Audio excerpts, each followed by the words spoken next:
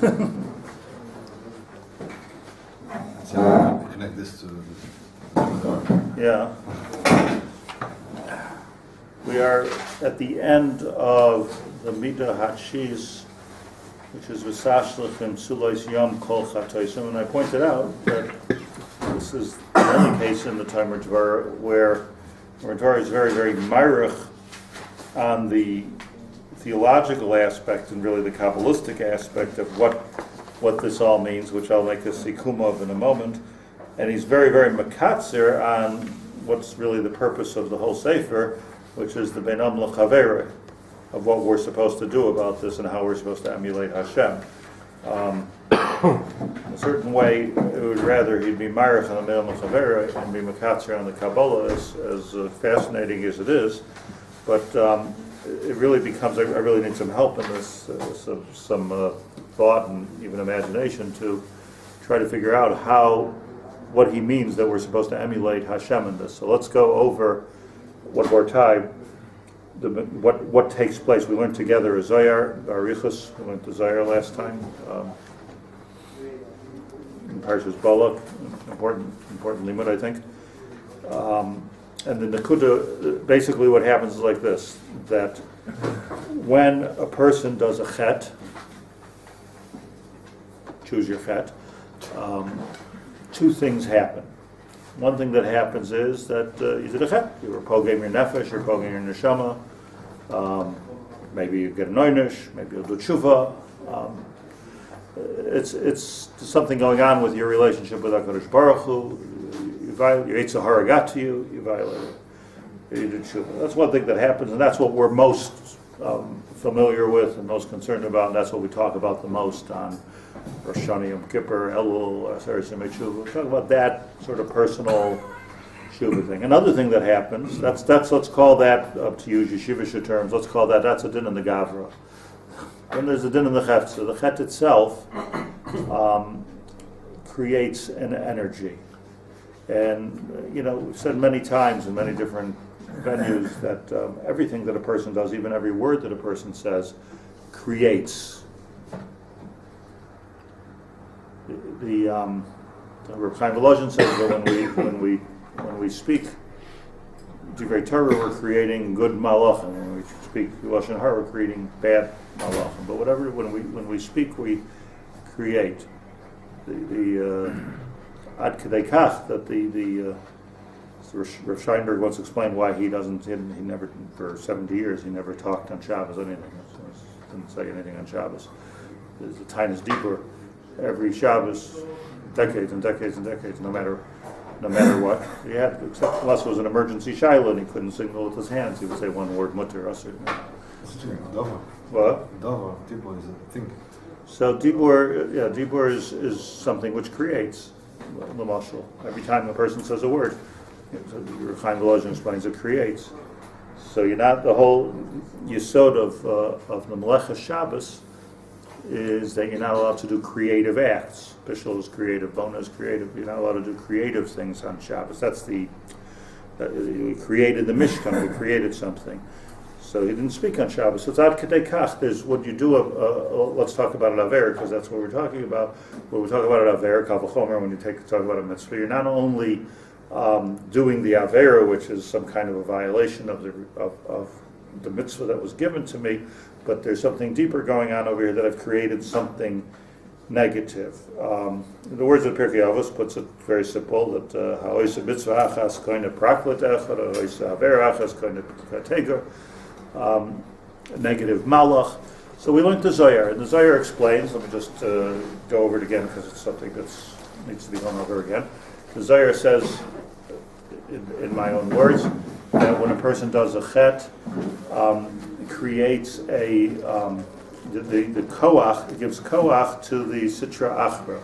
Shlit'a achra is also koach that comes from Hashem, but you think of it as a great generator in Shemayim.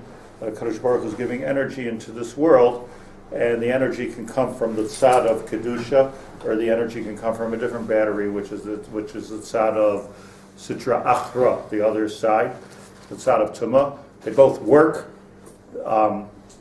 And on a Kabbalistic level, the free choice that we have is to decide, are we going to get this beautiful, clean, pure energy, or are we going to take the junk food because we're hungry and we can't wait for something more substantial, or we don't want to discipline ourselves on something more substantial. So anything, the junk food will kill you eventually. The junk food will cause problems. The junk food. So like there's a famous story with the Rayats, the previous Lubavitcher Rebbe. So somebody, he was very medactic on, obviously he was very medactic in halacha. He was involved with kiruv, but he was very medactic in halacha. So it was one of the heads of the conservative movement said to him that you shouldn't be so medactic in halacha. Like if you really want to do kiruv, if you really want to help people, like don't drive on Shabbos, don't do this over. If you really want to do kiruv, so he says if there's a fire burning, like you don't look if the water that you throw on it is clean or the water you throw on it is dirty. You throw the water, you put out the fire. That's what the conservative rabbi said. So the Rayats, the previous Lubavitcher Rebbe, said that's true, but you got to be careful not to throw kerosene on it. You can't just throw any liquid you get. So there's a destructive factor sometimes to an avera that you're actually polluting and making things worse. You think you're making things better on that short term, but you're really making things worse. So the Zohar explained the mechanics, fascinating, that it's not that Klal Yisrael was over Gilei Arayos and Avodah Zarah and Shvichas Daviv and the Bayis Rishon, and therefore we had an Oynish comes the Nebuchadnezzar and the Babylonians and destroys us. No, that's not what happened. It's not that it was an Oynish. It was that Nebuchadnezzar and his army gets koach from the Sitra Achra. The Sitra Achra gets koach from our Averos. So what's really happening is that we're doing Averos thinking we're doing something good, but what we're actually doing is we're giving this kind of, we're changing the pipeline with our Averos from the Tzad HaKedusha to the Tzad HaTuba, and now all of this koach is going to our enemies that they're using against us. So it's not that it's an onesh, it's a result.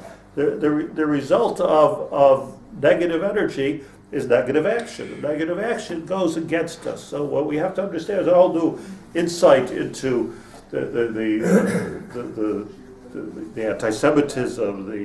It's bad. It's what it is that where do they get this koach from? The answer is where do they have a koach? How can they have a koach? How can they build atom bombs? How can they build gas chambers? Where do they get the koach from? Where do they get the intelligence from? The answer is they got it from the Sitra Achra. This is coming from a Makar, from HaKadosh Baruch Hu. And who feeds the Sitra Achra? The Avodos B'nai Yisrael. So it's a serious idea what the Zohar says. However, Klal Yisrael can do tshuva. Now we're talking about a global Klal Yisrael. So the tshuva of Klal Yisrael is we did tshuva. We find that we did tshuva for the Chataim of the Bayis Rishon. The Purim story, understand something that you may never have thought of before. Purim story is not an isolated incident that took place between the Bayis Rishon and the Bayis Sheni. The Purim story is the national tshuva. It was the Gilei Arayos Shvichas Daviv Avodah Zarah of the time of the Beis Mikdash being thrown into one of the places that we were thrown into was the Persian Empire.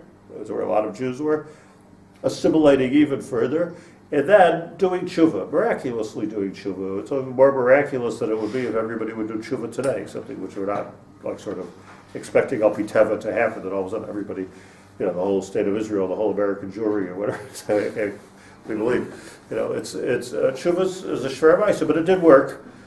Somehow or another it did work. The Gemara says on this, Gedolah Hasaras Hatabahas of Haman, that somehow Haman was able to do what 48 Nevi'im couldn't do. Okay.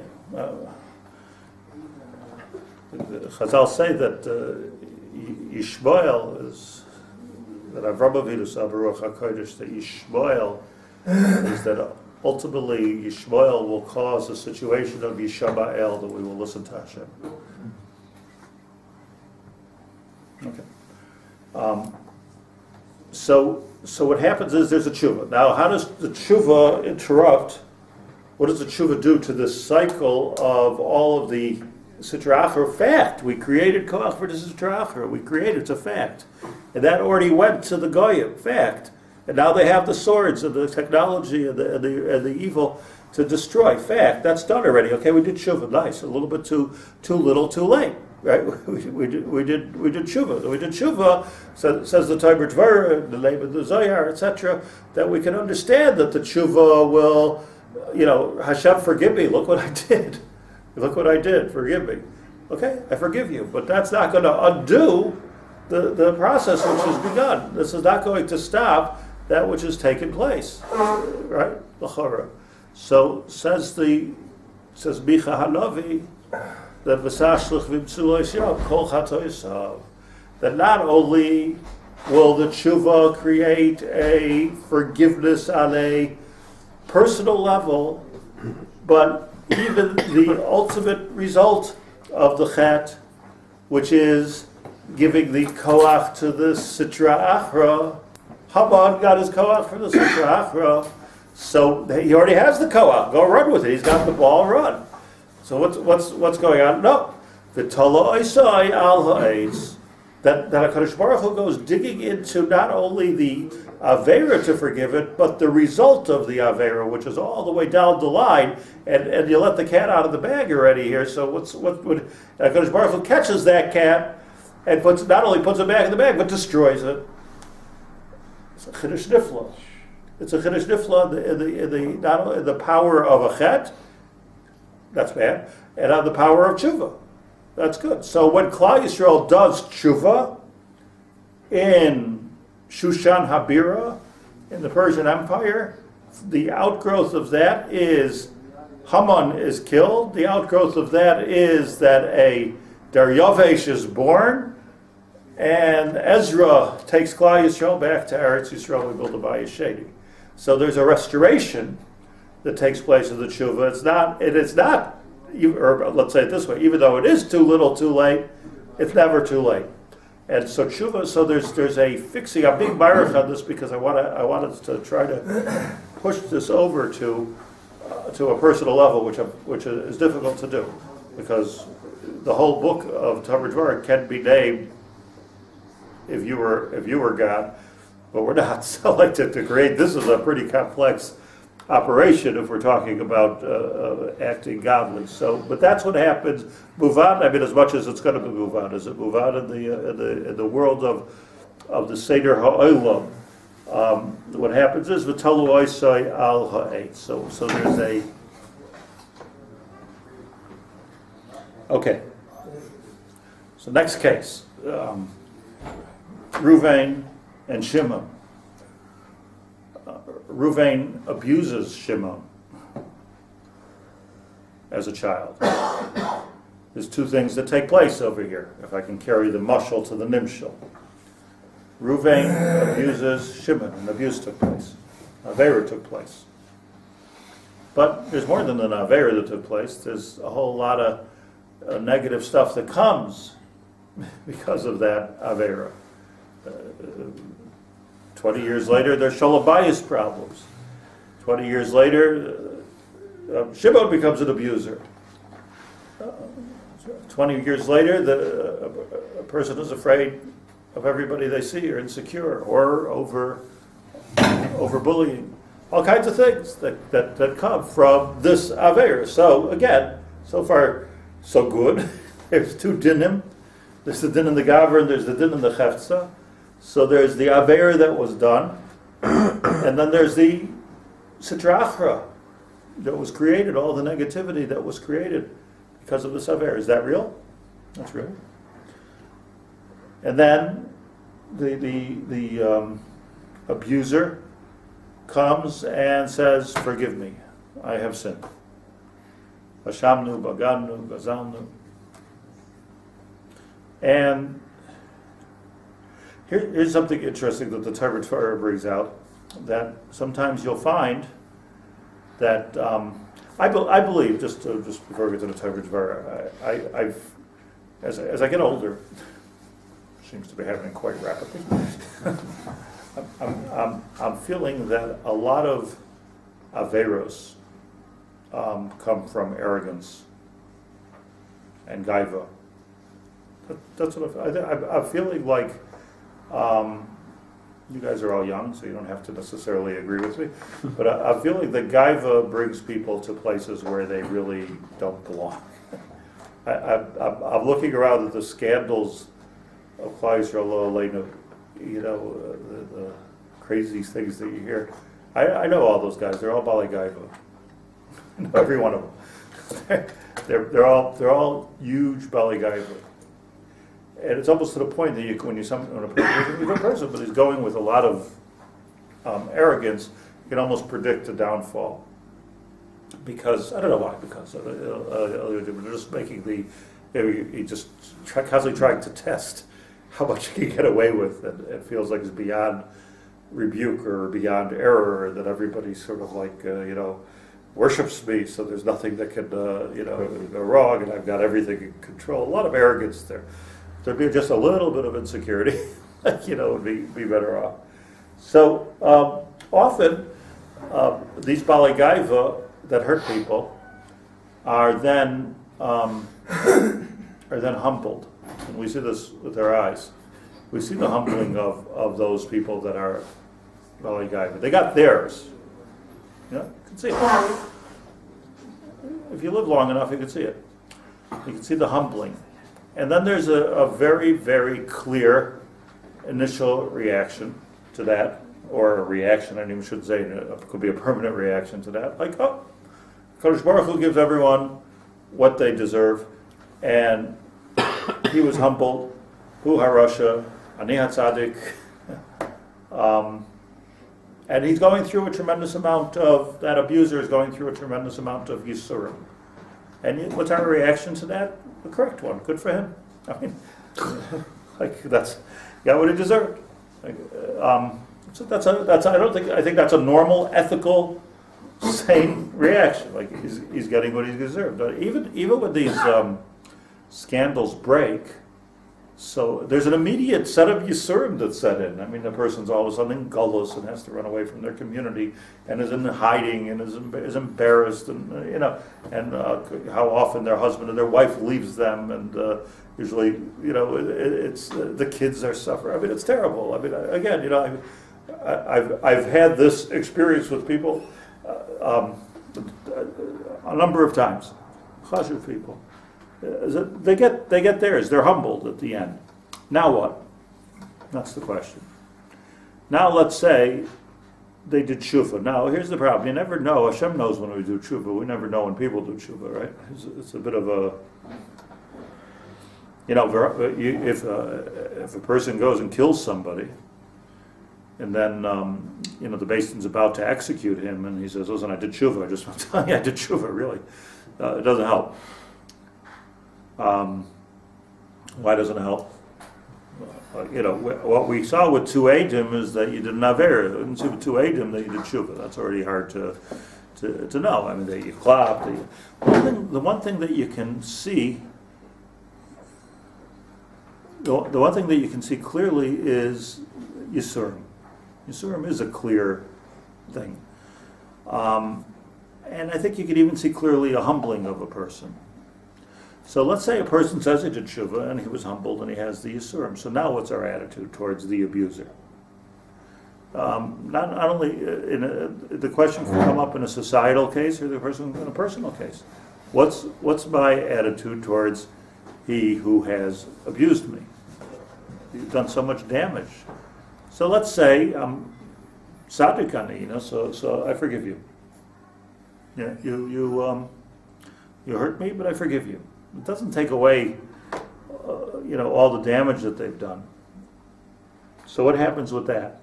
This is where this mechanics of the Tomer Devorah possibly comes in, because not only when a person does tshuva, when a Jew does tshuva, when a community does tshuva, when Klal Yisrael does tshuva, so not only does HaKadosh Baruch Hu say, "I forgive you," but the cat is out of the bag. They actually builds the Bayis Sheni. See, it could be that Kinireh, by the way, I know I'm going back and forth here, but like we seem to have done a national tshuva during the time of Purim for the Chorban Bayis Rishon. Did we ever do this national tshuva for the Chorban Bayis Sheni? If we did, I missed it. I don't know where it is. But this is what the Gemara means, the Kol Dor. Every generation that the Bayis is not built, it's as if we destroyed it. Like, did we do? In other words, not just like we're Nachamal getting the Yoinish, Nachamal doing the Aver again. It's something much more than that. It's that there's a certain when the Sinas Chinam that was created,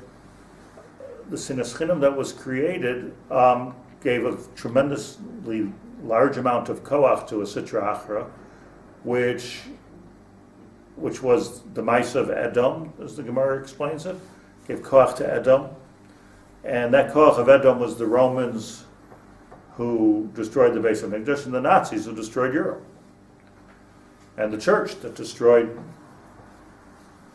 what they destroyed, Crusades. So that keeps on going because the chorah keeps on going because there's no tshuva. Not sure what to do about this point, but it's a big one. It's a big point because we keep on. We're right to work on it on a political level to try to stop and the anti-Semitism and the attacks, and it would be a good thing to have the guns here and all that. But the point is on a spiritual level, like if there'd be tshuva. So this we're guaranteed by the Zohar that Kadosh Baruch Hu takes. Not only does he forgive the Avera, but he stops the effect of the Avera as he did at the Bayesheni. I'm sorry, Doran, what did you say? You see, the way I'm understanding it, there's an interconnection of two systems here, so to speak, in simplicity. If it's a Bein Adam B'Chavera, Kadosh Baruch Hu will wipe away the effects, even though the Nifga doesn't give Mechila. Doesn't necessarily have to give Mechila to the one who wronged him. But nevertheless, if the one who wronged does a sincere tshuva, Kadosh Baruch Hu will wipe away these effects. You're talking about the Reish or the Sefer? You're talking about the theological part of the Tomer Devorah? No, I think I'm talking about the whole thing. What about the one who was wronged? If he doesn't give Mechila, he doesn't accept. Then there's no tshuva. Then there's no tshuva. It's not tshuva. You can't do tshuva on a Ben Haver unless somebody. So how do we do tshuva for that generation? So obviously we can't do that. So I presume that by as is probably the most famous quote, the one quote that everybody knows from Rav Kook. So the way you fix Zinas Chinam is with Ravas Chinam. But you see, unity and Ava are I actually can't stand those subjects.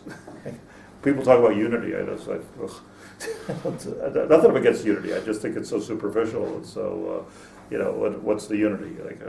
But on a deep level, I very much appreciate it, and that is that the sinah, that avera that took place is an avera which is given koach to Yidei Esav, and we're suffering ad hayom hazeh from that sitra achra.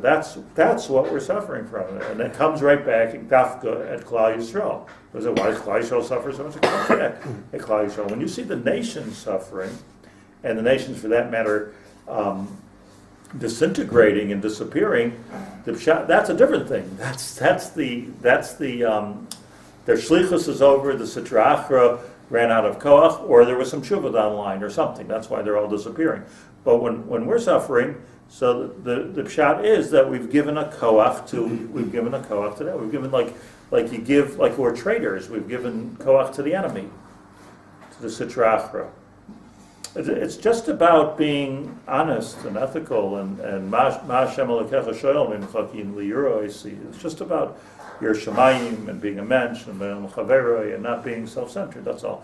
But so when you still see the sinas chinam, it's that's already not a unity issue. That's an issue of how do we stop this process? Okay. What I'm trying to get at, though, let's go back to the ben chaveroi, because I'm being a little bit confusing because I'm a little bit confused. But to go back to the Ben Chaveroi, what we're talking about is, I now in this case, in the Tomer Devorah scenario, become God in the sense that I have to act like Hashem acts. I have to act in a godly fashion. So if I have to act in a godly fashion, so now the person who was chotek kenegdi does tshuva. First godly thing. Okay, I accept your tshuva if it's a sincere tshuva. Now, in a godly fashion, just hold these two things in mind. I know we can do this. In a godly case, where do the yisurim come in? So we said that even though a person, now we're talking about Om Malko, there's been Om Malko and Ben Om Chaver. even in a bein olam makom, even if a person does tshuva, there's still a makom for yisurim, because the yisurim are memarek the chet of the other. What does that mean? The yisurim take away the negativity which it placed within me. Yisurim memarkim. So it's like if they wouldn't be painful, we would love them, because it's like taking a shower. The yisurim are like taking a shower and getting rid of the effect of the chatoim. And now, where is that water washed to? It's washed down to flush out the sitra achra. Take this, the Zohar told us in Balak. Take the koyach of the enemies and pollute it till it's no koyach at all and it implodes into their face. So now, in our case, now let's go back this way. In our case, the person is chota keneg me, and after all of the damage was done, he says, "Will you forgive me?" It's hard. We've all been in this situation. It's a difficult question to answer. But let's say you answer it sincerely, and you say, "Yes, okay." You're sincerely able to say, "I forgive you," providing the person did tshuva. By the way, if the person didn't do tshuva, you shouldn't forgive. What's the Like, if you're going to do the same thing again tomorrow, what's the forgiveness? But if a person was hurtful and they really, and then let's say they get, says the Tomer Devorah, they're humbled through some kind of yisurim. So now they asked you mechila, so we can know if a person did, I guess we can know somewhat if a person did tshuva. They asked mechila, they got yisurim, they've created a mess, but now what? So it says the Tomer Devorah, the last sentences here.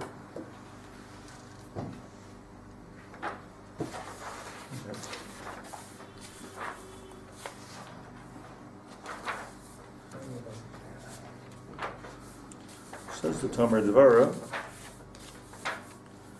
Gam b'mida zu tzarich lisnai ga'adam im chaveroi. Afilu sheyeh rasha meduka b'yisurim. So here's the guy who abused me or sinned against me or robbed me or whatever he did. Killed my brother. So whatever I've done, there's a limit to what a person could do against me. Right? You really hurt me. And now he gets his.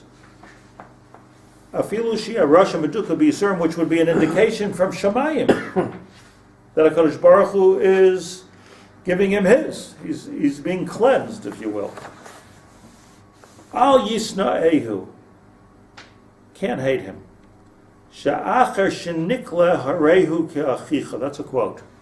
The Gemara says that if a person gets makos, so the Gemara, the pasuk changes in the middle, starts off talking about him as a rasha, bin hakos rasha, and at the end, achicha.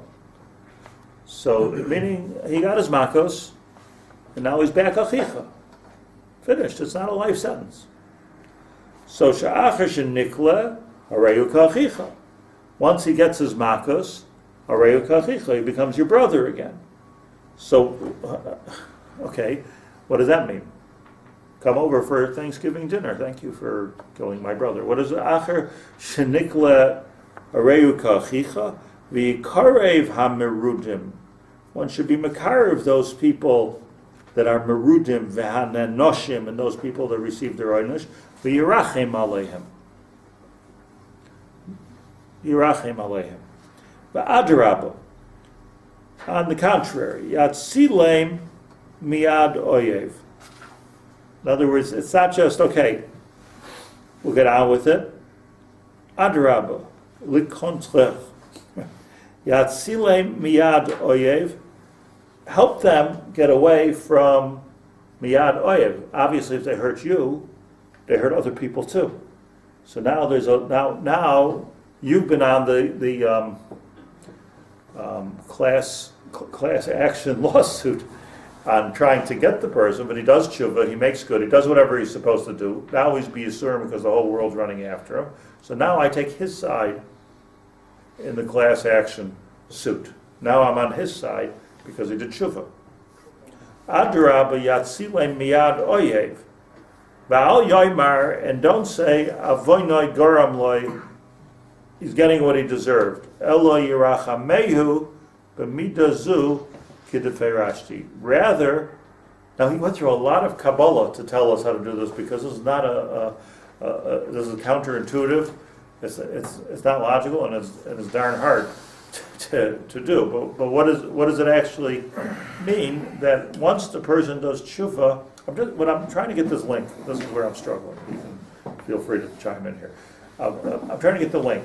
A Yid does tshuva, does an avera, or Klal Yisrael does an avera. They're giving koach to a sitra achra. Kadosh Baruch Hu takes that and he's v'tashlich nמצולות yom kol chatosim. He takes the poison, throws it to the bottom of the sea, and kills those Rishayim.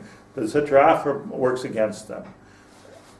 Where is the mitzvah of v'tashlich nמצולות yom kol chatosim in a benam l'chavera? What tashlich are we doing? We're not this beyond tshuva. Remember, now this is a sari hamishtalech. It's burying the knife. It's burying the knife. Which knife? Not the knife he used against me. The knife that was used against him to give him Yisurim. The sayaf of the Beis Din, the justified knife. We're burying that means to say that we're not holding up the knife as a souvenir and saying, remember the avera that you did. Adrabah, in other words, we're helping. I mean, the way I'm understanding this is we're helping the person who hurt me get past this completely and get on to another stage. And not only the avera that they did, but listen, you're going to still have to pay for it. But we're helping them get through all of the poison that came about through all the sitra achra that came about through the avera, also. Question? Yeah. I'm having difficulty on a practical level with this, which is that I can understand in Adam L'Makom. Hashem Yisbarach himself knows whether the person did tshuva, he knows what Yisurim are going to be needed for this process to be carried out. It's very clear to Hashem Yisbarach. Calculation is the whole complete. process is all calculated, it's a cheshbon, right? But in Adam L'Chavero, there's two problems I'm trying to struggling with here in terms of a practical standpoint. Number one, how do I really know if this person has resolved to do complete tshuva from a practical level? Not with regard to the din of I can't hate him. There's a point where that kicks in and I can't hate the person. But for me to invite him to my living room, shouldn't I be careful? I don't want this man around my children, for example. Even though I might not hate him, but still I have to be careful because I don't know what's inside this person's heart. And from the Yisurim standpoint, how do I know that the next morning when it showed up on the front page of the New York Times, maybe for that person, that's the worst Yisurim in the world. Or maybe Hashem Yisbarach has who knows what plan for this person that he has to go through for this cleansing that whatever it was. So how do I know that these Yisurim are hard to be? That's what I started off saying. So hard to be God in this case. How do you know when it's supposed to kick in, and I'm really supposed to love this person? I mean, the person may have. I want answers here. Financial ruins, psychological ruins. The same way. I have the same trouble with that. Like in the case of an abuse, he still has emotional damage. So even let's say the guy did tshuva and he said, "Okay, for you," but you're still left with. Or he's in financial ruins. If it's right, yeah. I just want to mention that or financial ruins, or whatever. Either way, there's some kind of personal, permanent, or you cut off my arm. Hello. Right. Yeah. That's beside another issue. This beside for the tshuva, some people are mamash need to, whether there's sickness and abuse, some people are mamash either mentally or physically something that needs to be done, and they can do as much tshuva as they want. In a theoretical level, until they get, clinically. The church has apologized. Big deal. There you go. Exactly. So what are you saying? They're insincere, or who cares? They did too much damage. Which one are you saying? It's insincere. You think it's insincere? Huh? Did they fix the issue? I haven't had a personal discussion with the folks. They didn't fix the issue. No? They fixed. And they still believe. They still want us that gone. we are, Avaryanim. Right. They still want us gone. We know that אין אדם מקפץ למטה אלא אם כן מחזים עליו מלמעלה מן השמיים. So there's only a certain amount of responsibility that this person, even though he caused the damage, The person who received the damage also has to have the right perspective of what happened to him was not all because of this person. I mean, this person was a shliach, but he's not the reason. Let me say something. Tell me if this. If he doesn't get past that point, he can't move anywhere. But if he understands that point, the whole process becomes a possibility. So Once he acknowledges. If the person who was hurt acknowledges the bigger picture here, that it's not all this person was a shaliach for something to happen to him. So a 3-year-old gets abused, what do you do with that? A 3-year-old gets abused, what do you do with that? Look, again, this is a philosophical discussion, we're not talking about a personal Messiah. But philosophically, this is what Chazal are telling us. So everyone has to have the right perspective for this whole process to work. Yeah, I just want to say two things, and it's helpful. Just two things from my own experience. First of all, that the psychologists say that if a woman was raped, that ultimately, in the therapy for her to get over the trauma, so ultimately, the ultimate therapy is that she has to forgive the person who raped her. Because by forgiving, you would think, like, hold that strong, and that gives you the upper hand, and that gives you Noah. But forgiving means letting go of it. And until you let go of it, you're stuck with it. I'm just saying. That is a secular psychological Classical therapy. Classical therapy is forgive at the end. Now, it doesn't mean you have to be stupid and like you say, and be miached with the person. But let's go to the French Riviera together or something. But the point of the matter is that forgiveness in that case means something very deep. But that's just one thing I want to put out there. But the other thing is that I once had a Maisa like this, that a couple was having some pretty serious shalom bias problems, and I in these kind of things, I quickly understand my own inadequacy, and some people's a therapist. I'm not. I mean, if I can help, I help. But I mean, I'm not a trained therapist to help people. So I have no. I'm not biased to send people to professionals. That's why I send people even to lawyers, because I'm not a lawyer. I'm not a doctor. So, but try to help them anyway. You go to therapy, but if you want to bounce something, so I had this case pretty recently, where in his therapy, he wrote down. All the things, and it was a pretty deep document, like he wrote down all the things that were really hurting him that his wife was doing, types of behaviorisms and things that she would say and things that she did, and whatever. I mean, it wasn't, but to him it was extremely hurtful. He was ready to get divorced. I mean, it was pretty serious, and it was a responsible person. It wasn't an irresponsible person. And after I would say 2 years, just keep this list in as well. It's a very interesting thing. Like when you're trying to fix something, like when you're in therapy, so you keep a record of what's hurting you, because otherwise you get all mixed up. Like it's easy to get all mixed up and forget what it is that I'm so bothered about. So we say, well, that's a good thing. Just forget about it. No, not necessarily. Like you have to work on it. So it's not necessarily like. So you have it written down. Anyways, a couple of years of therapy, and they really did come back together, and they really did straighten out everything, and they really learned to accept each other and for what they are, and not try to change each other, and all the very fundamental parts of marriage that takes a long time to learn, but they're pretty handy. just live and let live. And to me, that's you don't have to be exactly what I want you to be.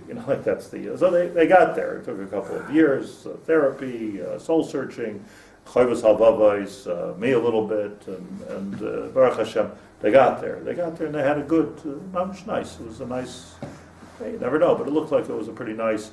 I'm sure the guy, and he says, Baruch Hashem, and he was actually thanking me for pushing him through this process, and he got through a very difficult process, and expensive process, and he got through it, so he thinks it. So I said, so that's it, it's in the past? It's in the past, so he said, yeah.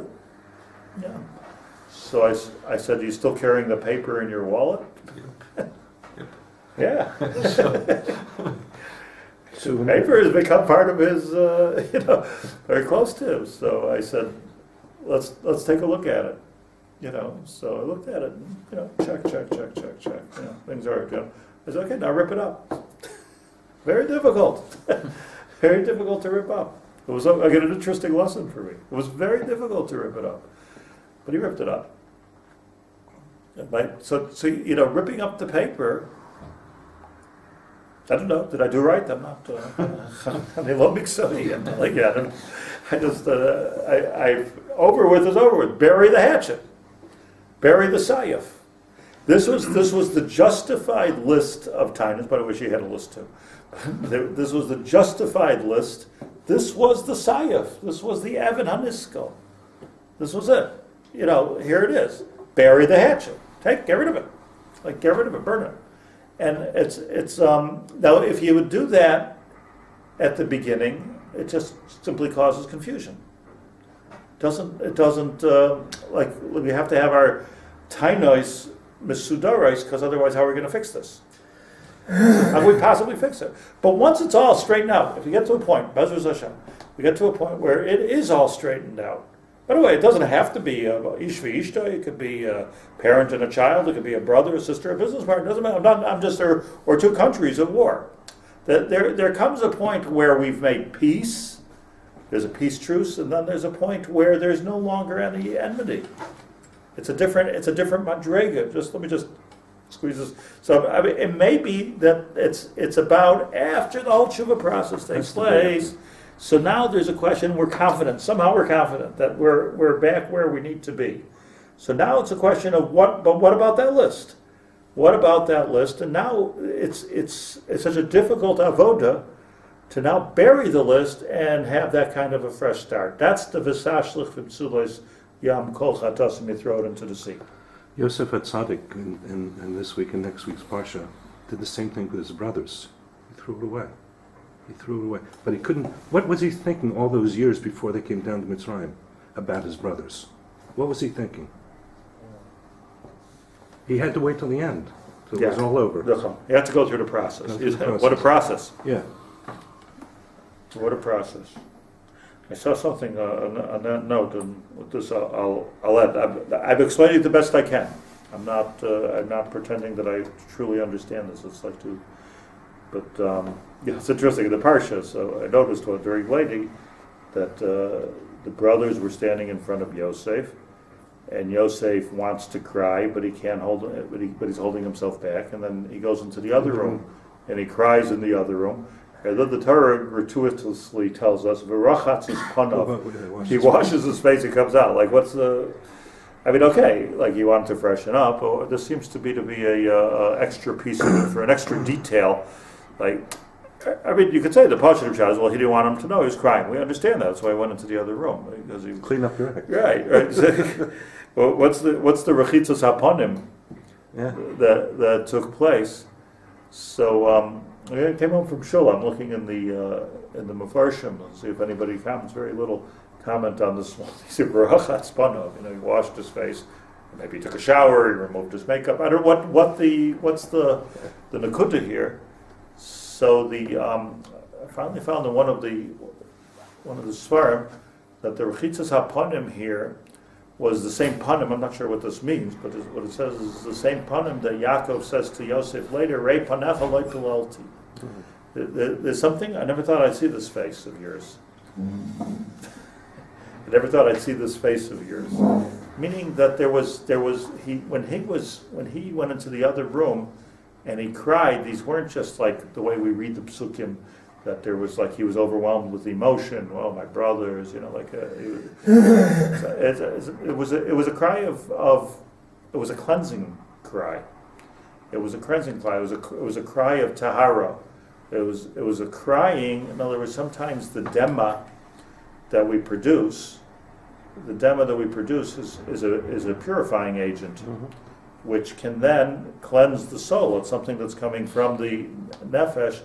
And the Shalah HaKadosh says that if a person cries, the person has Yisurim and they cry, it come to a point of crying, something that in Western civilization males should never do. But if a person comes to the point of crying, so the Shalah says, because it wasn't part of that civilization, that you should take it and rub it into your face because that's how you get Hadras Panim. It's the cleansing. In Yosef's case, the Rachatzas Panav was a complete wash away, meaning it wasn't just there was a klipa on that Panim of Yosef. And they couldn't recognize it. There was a klipa there. And it wasn't just about the crying. The crying was part of a process. I'm reading into this farm a little bit more than it says, but it seems like the crying was part of a process, and then another part of the process was v'rachatzas panav. Yeah. I'm back to where I was, and then he came out with a whole new fresh approach to his brothers. V'rachatzas panav batzei. And he went out. So it's that's a process there. So that's the process possibly of ripping up the paper in my mashal. It's a b'tashlich v'tshlich gam kol chatoisam. This is a big avoda. This is different than the avoda of mechila being mochel something. Yeah. Much more. That's a kid stuff. This is a huge avoda, but this is the avoda that we learn from HaKadosh Baruch Hu that he changes all of the damage, the whole list, everything that we've done, all the realities of it, and pushes it away into the sea, never to be found, and again to the bottom of the sea.